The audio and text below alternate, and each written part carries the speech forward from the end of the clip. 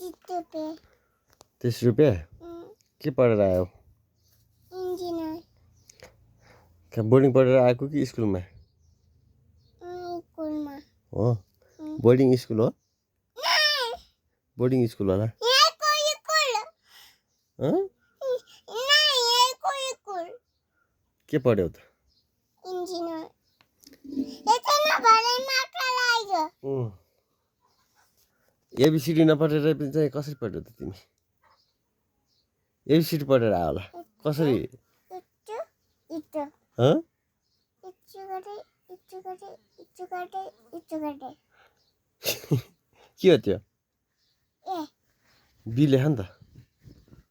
नहीं मुझे इंग्लिश नहीं सुनना ये मुझे क्या बताइए चला हँ ये तिमी कति खुसी भइथ्यौ नि आज स्कुलमा टिचरले गाली गर्यो गरेर टिचरले गाली गरेको थियो नहीं हो हिजो गाली गर्यो भने होइन टिचरले हिजो टिचरले गाली गर्नुभयो भने होइन